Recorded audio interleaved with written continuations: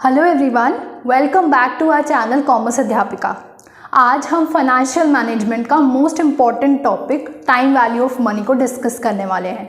ये particular topic आपको subsequent chapters को टैकल करने में बहुत ज़्यादा हेल्प करेंगे, जैसे कि कैपिटल बजटिंग और कॉस्ट ऑफ कैपिटल।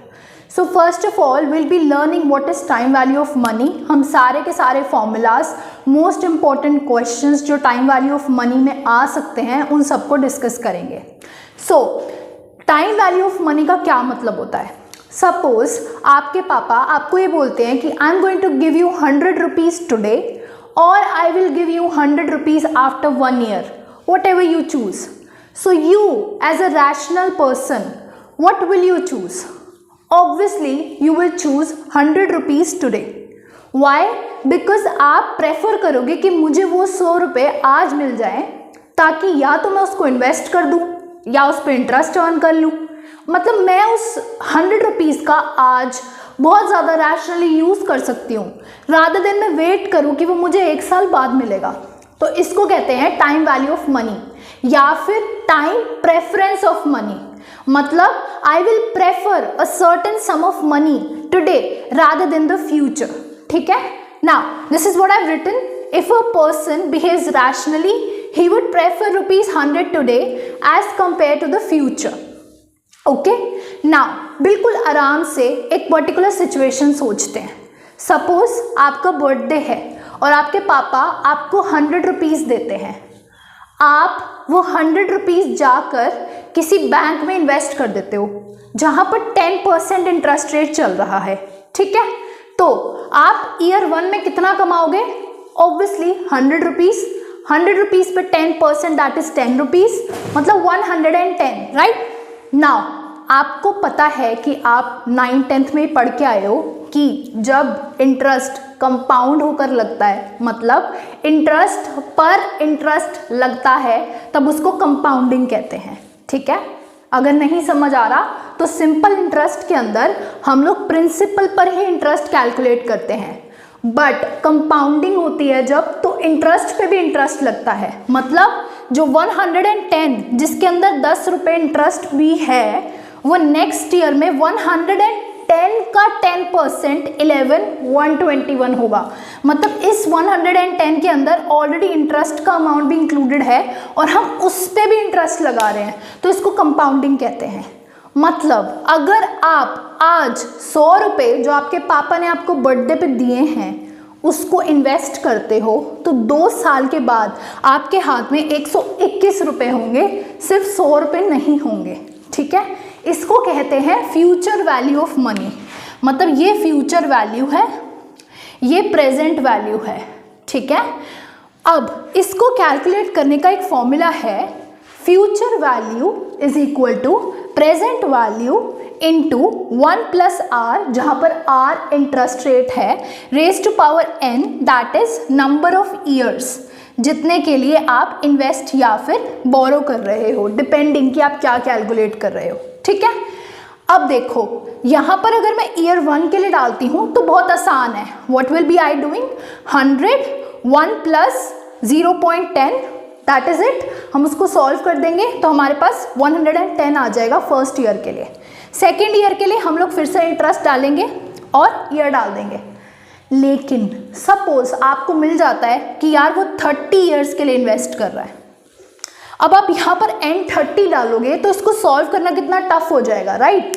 हो सकता है अप्रोचेस अवेलेबल हैं, बट वहाँ बीकॉम या फिर बीबीए के एग्जामिनेशन में आपके पास इतना टाइम नहीं होगा कैलकुलेट करने के लिए, इसलिए इसको बहुत ही ज़्यादा इजी बना दिया गया है CVF इंट्रोड्यूस करके।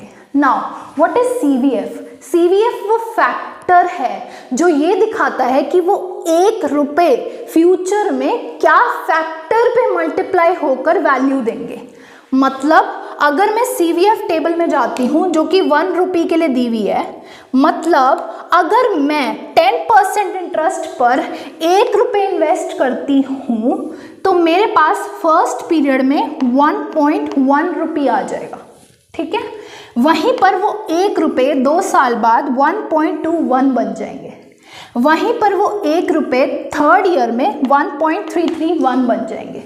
इस तरीके से CVF टेबल को स्टडी किया जाता है।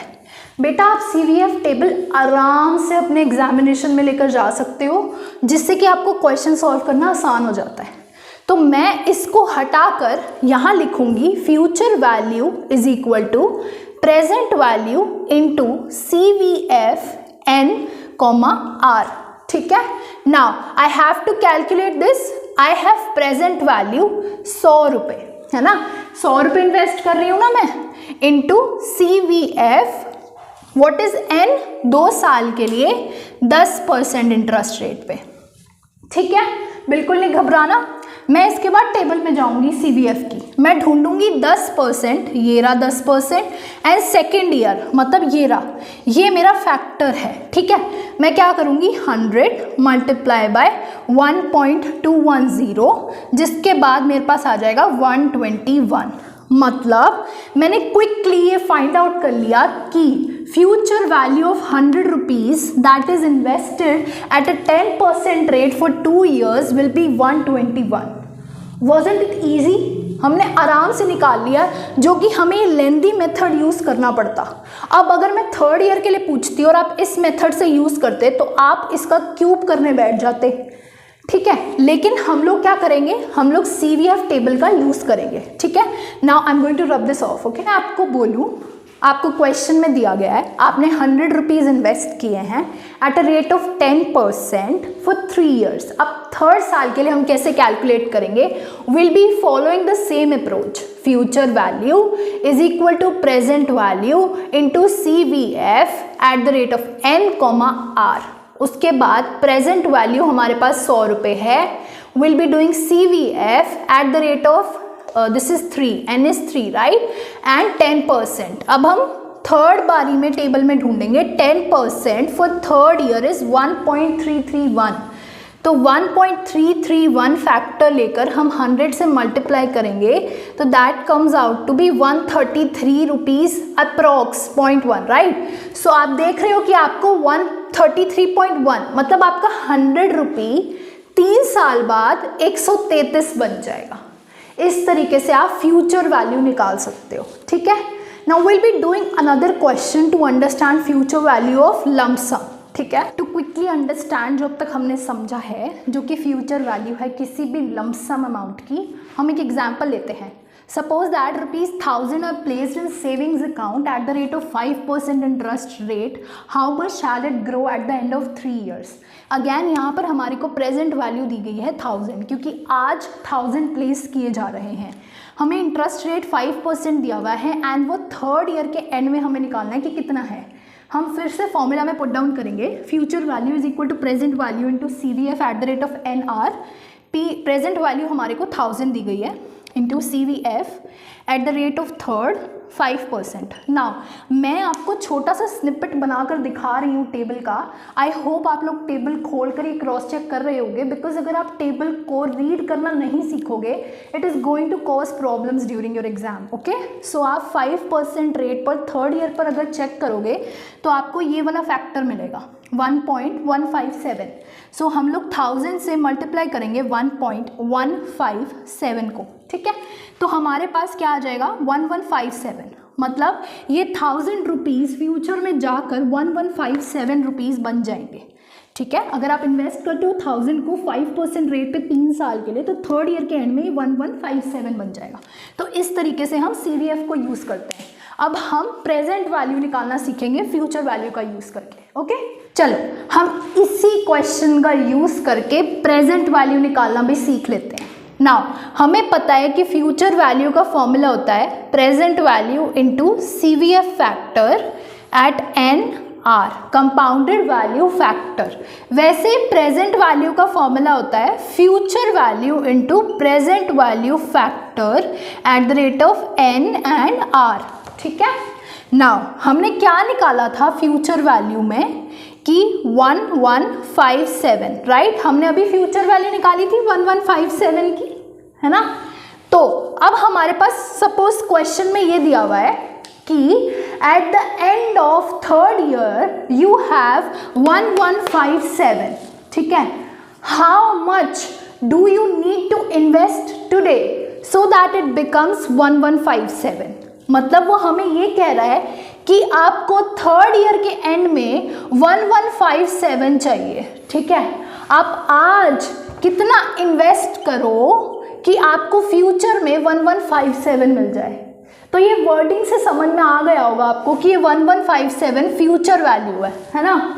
तो फ्यूचर वैल्यू अगर 1157 है तो अब मुझे पता है कि ये प्रेजेंट में 1000 बनेगी, राइट। अब मैं इसको क्रॉस चेक मारती हूँ। चलो, present value is equal to future value multiply present value factor at the rate of for 3 years at 5%।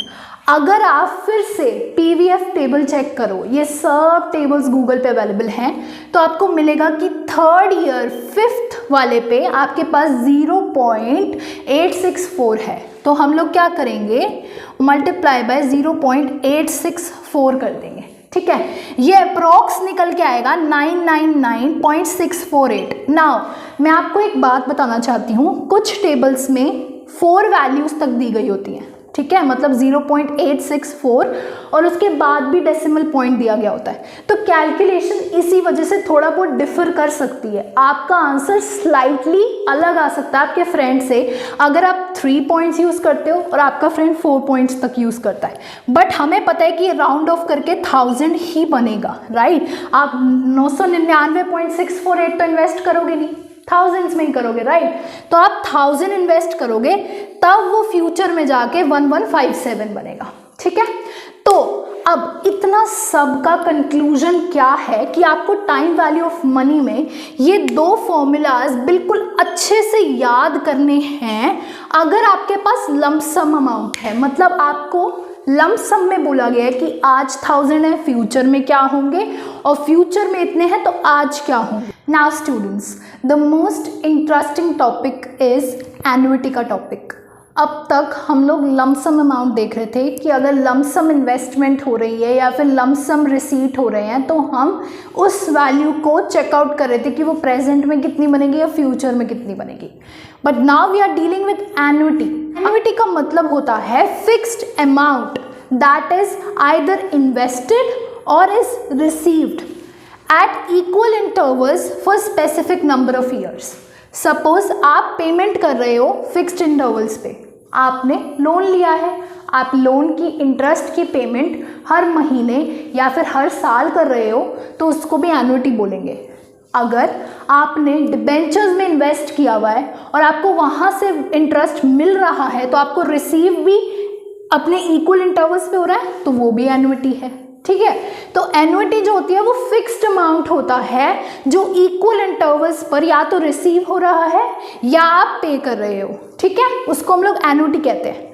अब एन्युटी का भी प्रेजेंट वैल्यू और फ्यूचर वैल्यू निकालना आ सकता है। ठीक है, बहुत ही ज़्यादा इजी है। Suppose future value of annuity हमें निकालनी है, हमें क्वेश्चन में दिया गया है suppose a firm deposits ₹5000 eight the end of year, मैंने दो बार लिख दिया, eight the end of year continuously for 4 years। ठीक है, at 6% rate, how much will the firm earn at the end of 4th year?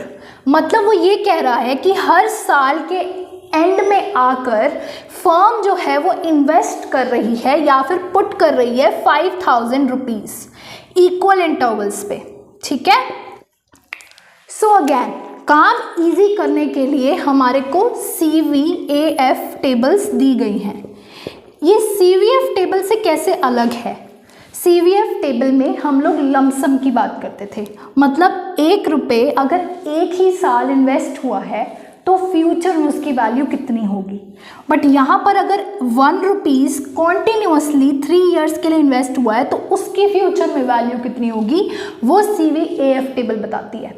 It is very important आपको distinguish करना कि आपको CVF टेबल यूज़ करनी है या CVAF करनी है।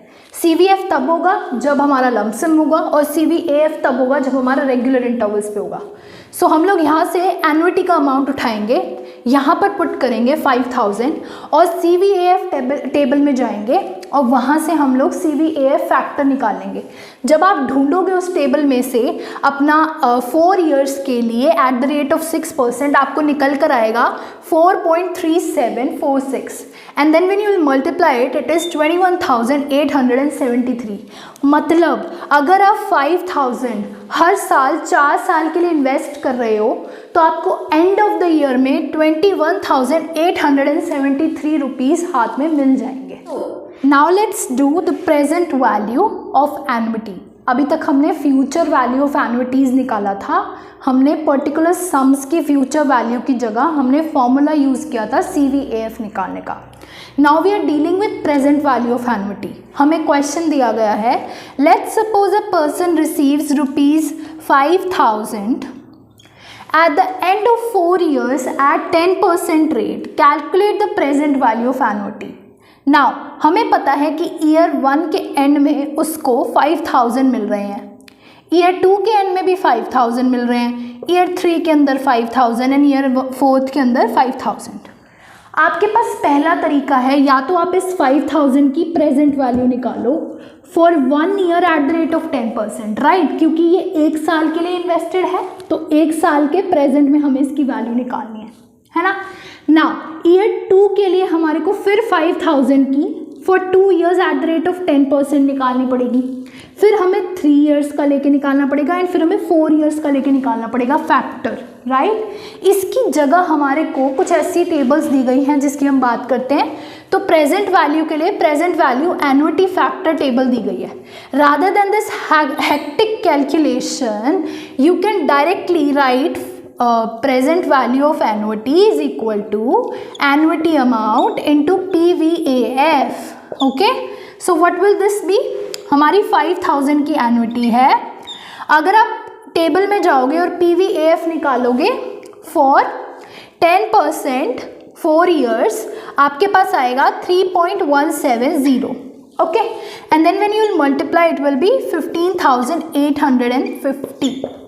मतलब ये लमसम जो आपको हर साल मिल रहा है आपको 4 ईयर्स के लिए, आज इसकी वैल्यू 15,850 है। So these are the 4 most important formulas that we'll be using in this chapter. Okay, so future value of lump sum is present value into CVF.